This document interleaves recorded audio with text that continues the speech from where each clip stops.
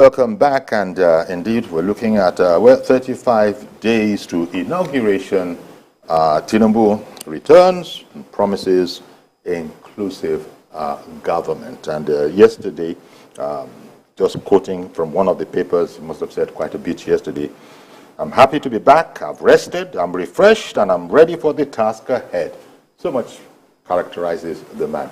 Mr. Thompson in the UK is on the line. Good morning to you, sir. Good morning, Uncle Yori. Thank you very much for calling in. Good morning. Yes, thank you very much. Thank you very much for the good work you are doing. We're watching your program all the time. Thank you very much. Very kind of you. Without taking much of your time, I just want to have a quick contribution. Sure. To the matter the matter you're discussing at the moment. Okay. The issue of Senate presidency. Yeah, I think at this particular time, what we need in Nigeria is capacity, because the president-elect has got a lot of challenge at the moment that is coming, that is inheriting now from the outgoing government, and he needs people with capacity, people with vision, people that they can align their vision together. Not because of a particular zone. If you get a qualified person, yes, right, but not the type of game that will be going on, that they will be antagonizing the president because of his good vision. Because what Nigeria needs now is, what Nigeria needs at the moment now is unity, to unify the country and fight security and social amenity, most especially electricity. Because at this time that actually Bola Tinubu, was elected, there was no godfather for him, no leader, nobody was, everything was against him. Even his government made a policy that was against him, but God chose him. He's not chosen, and he has to prove it to the people. If not, I'm afraid the next election is here. Thank you very much. Thank you very much for calling in, Thompson. Interesting comment, not least for the point he made inter alia about it is God that chose Tinubu. Considering, of course, it is God that chooses everybody, but particularly it resonates in the case of Bola Tinubu, because I said it earlier in a different context. When you consider all that was thrown in the path of the man, most normal, usual, ordinary people would have said, "No, I'm going home." And he said, "Fear not. Just stay strong." So he was giving courage to everybody else. So, but as Thompson was saying in there, what is required and what is known, of course, is it's about competence. It's about, and then it's also about unity. And I think Bola Tinubu knows that better than most.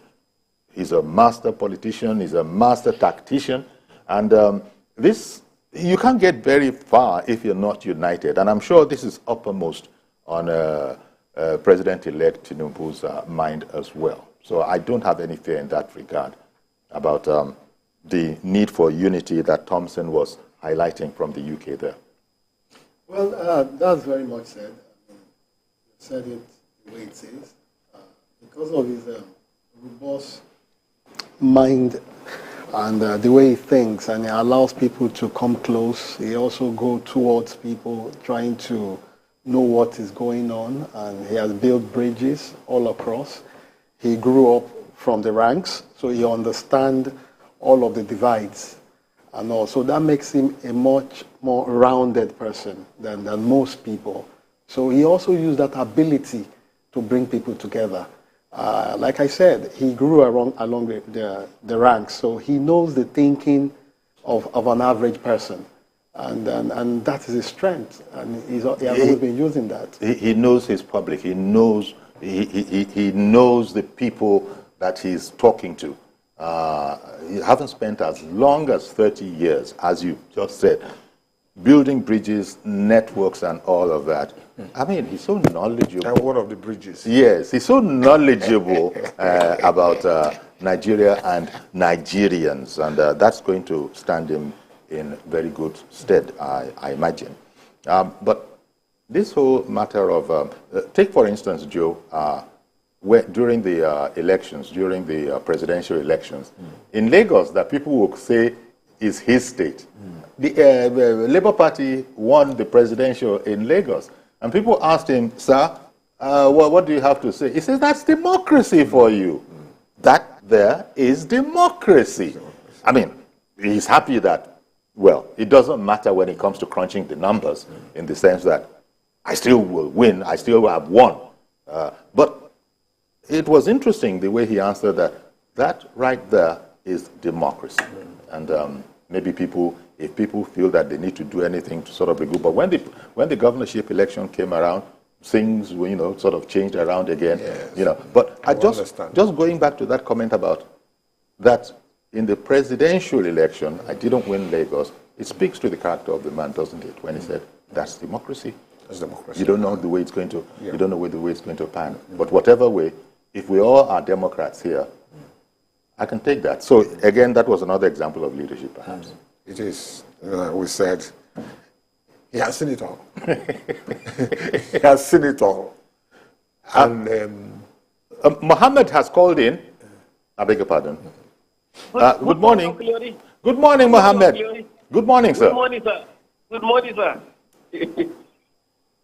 Yeah, congratulations for our president. For the President-Elect. President-Elect, yes. Congrats on his safe return. Yeah, congratulations for his safe return and for his healthy looking, because he's looking very, very healthy, very relaxed, and we congratulate him, and then we are praying for him for good health, long life, and then we are praying for him to, in fact, for Nigerians, for Nigeria, so that he can now take us to the promised land. And secondly, Mr. Ogliori, yes, if the handlers of Mr. President are listening to me, I just want to make this appeal. I'm consistent with South. And my reason is that I'm not a supporter. I don't know Apabio from day one, but wallahi, Ogliori, Apabio is the man that is supposed to be given all due respect, because he's the first person to go on that convention and say he stepped down for Mr. President. Wallahi, believe me, Ogliori, some people step down because of what Akpabio did. If not, wallahi, I'm telling you, some people will contest with Akpabio from that night till morning. But because he is the first person to step down, many people follow him. That is why they got it very easily that day to get a candidacy of Akpabio. I'm begging that Akpabio to look into that issue. Let him give him a Senate president for equity, justice, and peace to reign in Nigeria. That's my contribution. Thank you very much, Mr. Mohammed, for calling in with it. We have to remember here that it's not up to Ashwaju, it's up to the senators themselves. We have to keep on stressing this. He said the party. Yes, but he also said Ashwaju. He also said Ashwaju. Maybe because he personifies. He's the leader of the party. He's the leader of the party. Yes. So when he sits, other leaders of the party will be around him. Yes. It's something we have to clear our eyes very well, clean our eyes very well to choose somebody who will not make us to lose 4 years. I've not forgotten the case of this man from Kwara State. What's his name? Remind me. Saraki. We lost almost 4 years. Well, everybody knows the reason for that. Even though he was elected, ostensibly on the platform of the APC. Ostensibly is the important word. He still went back to his former constituency to betray because I'm nearly cost us 4 years. No, I don't know about went back. Did he ever leave? Let us he didn't leave. That's why I said ostensibly. Actually will pick the best. It's always done to pick the best. Anytime you find yourself in a particular, There you go. So, Mr. Mohammed calling in there from Abuja, I believe it was, and he's saying that, when you look at it, he has said that Senator Akpabio is his man. So everybody is contributing, and no doubt they will be listening. They'll be listening. Everybody's listening because... you also have Comrade Adams Oshomole there. You also have... It's a first timer now. Well, that's Edo State. He's a first timer. You know, you need to understand the nitty-gritty. He's a high-ranking member of APC, but I imagine... well, it remains to be seen. Well, the former... It's just like Umahi has done very well in Ebonyi State. Yeah. It's also in about their first timers. You need to be a second or third timer for you to understand the game. We're all here. We'll wait and see how it goes. How it pans out. But I don't know whether, if you're a first timer, whether you can contest. I don't know. Well, in the meantime, let me bring on Mr. Joshua from Irewolede. Good morning to you, sir. Thanks for holding on for a bit. Okay. Good morning, and good morning to your guests. Indeed. Good morning. This movement actually calls for sober reflections. I know that the stakes are very high when it comes to picking offices in Nigeria, especially with our politicians. Maybe also we should look at this point of what is the essence of governance. I think to our politicians, we need to start speaking back to them. If governance is about delivering good services to people, which will relieve them of the burden of having to have people who are discontent, who are angry, who are fighting, then that should make us all to come together to have an agenda of delivering a Nigeria where things work. And that would be what I will speak to leadership, whoever emerges. I know the stakes are very high because everybody is trying to pay back, trying to do all this and all that. But for once, let our politicians know that this is Project Nigeria. My final word, Uncle Yori, is about the President-Elect. I know this man has track record, but I want to say that there is no savior that can help Nigeria. I think it should be about we Nigerians, because when we deliver so much promises to people and their expectations are so high, the man is going to be under so much pressure that everything will almost collapse. So I think it's time to be talking to ourselves. I'm going to do my part to make Nigeria work. And if each of us can do our part, together with a leader who is ready to show the right example, we will make things work. So I don't think Asiwaju will perform any magic, but he will do well. Thank you, sir. Thank you indeed for calling in.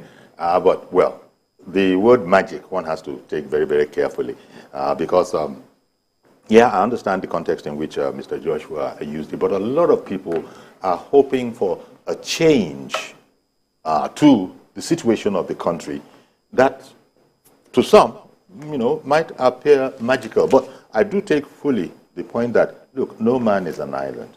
Everybody has to pull together. And as Mr. Joshua said, he is ready to do his own bit. Yeah. But it goes back to people are waiting in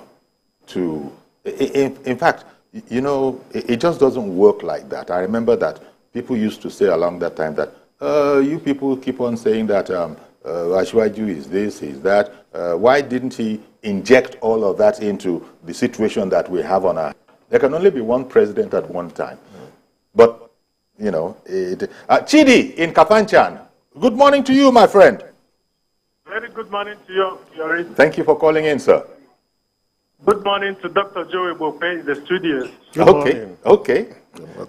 Yeah, I felt highly excited when I saw the President-Elect alighting from the flight yesterday. It was indeed a very nice one. Now, in less than 40 days, he is going to be inaugurated by the grace of God. And I want to urge the President in the waiting to continue doing what he knows how best to do. That is consultation in a more wider scale at this point in time. Because coming predecessor in the person of President Muhammadu Buhari obviously is leaving behind a very big shoe where the Asiwaju himself is going to put his legs into. Therefore, he must be constructive. He must have the energy. He must display the capacity to be able to tackle the enormous challenges that Nigeria is faced with from across the areas. Talking about the Senate presidency, I do not want any preferred candidate whom I will say that such a person should be anointed to be the Senate president, whether from the southeast or from the south. In as much as that person has the template to handle the Senate very well, so that there will be cohesion between the lawmakers and the executive. I want to believe that when all these things are put together synergically, Nigeria is going to achieve our potentials in due course. Thank you very much, and God bless Nigeria. Thank you very much for calling in, Chidi. So let me turn to you, Comrade Ayodele Adewale.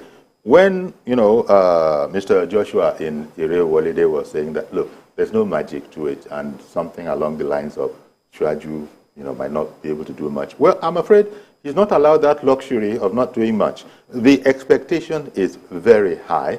We've spoken about him being a consultative leader, but very much, but you see, I don't know. What do I know about it? But it's about ideas, leadership and ideas.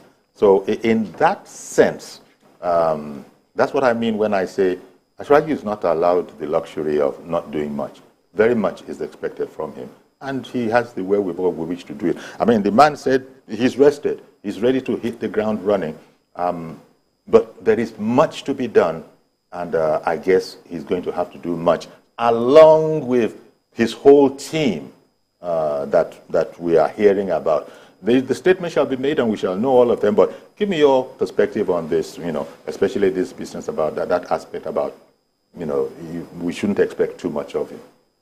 Well, you must understand that Ashwaji will not be starting from ground zero, unlike when he started in 1999 from the military to civilian. At that point, he started at near ground zero. But at this point, he's only going to continue the race by collecting the torch from the president, who is also from his political party. You must also understand. And as the gentleman just said, very big shoes of Muhammadu Buhari that he's going to have to be stepping into. There's no way you look at it. Well, I don't see it from that standpoint. Okay. I see it from a standpoint whereby Ashwaji have always benchmarked Lagos with the federal in all ramifications. Take, for instance, census. When the federal government was carrying out their census, Ashwaji also carried out a shadow census, so to speak, in order to prove to the center that Lagos is indeed very populous, and to juxtapose the creation of the local government that he did create in Lagos. He also juxtaposed the IGR now to prove a point that Lagos deserve, you understand, better deal, especially as said by Ramat Muritala that Lagos be given special status. He also benchmarked the ownership of the Lagos port, and that led to the creation of the deep sea port at the Lekki Free Trade Zone. He has benchmarked on so many angles. But I meant what I said in the context of Muhammadu Buhari's administration, has also delivered much, has achieved much.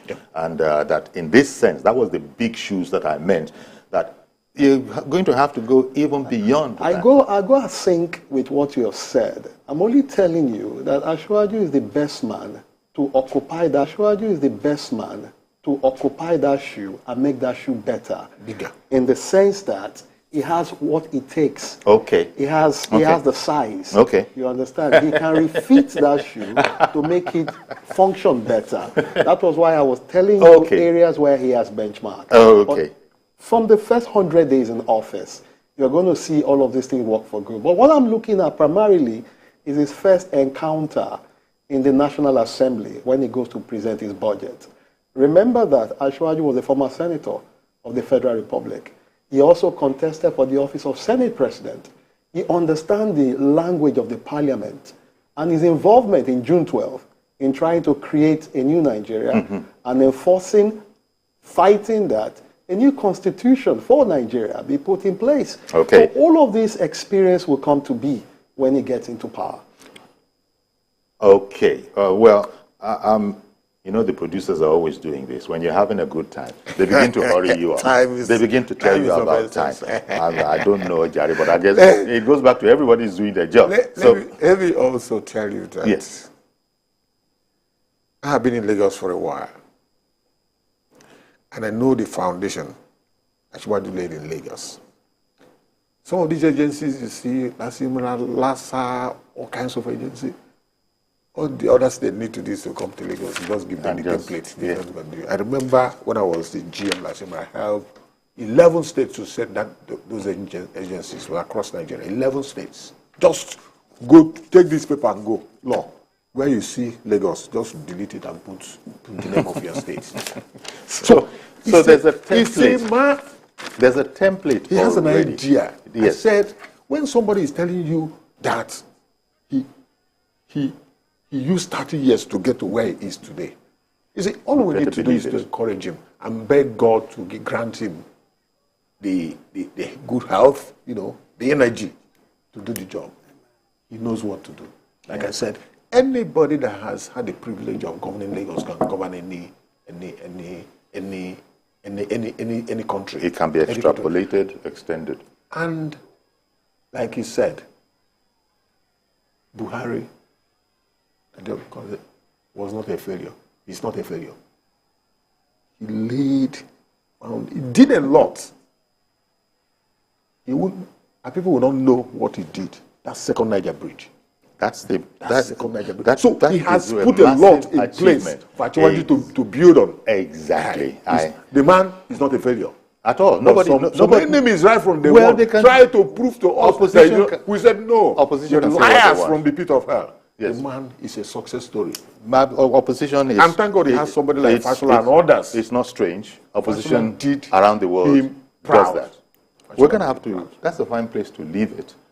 Thank you very much, Joe. Comrade Joe Igbokwe, you know... See the comrade here. Well, there are two of them. You know, pick from you.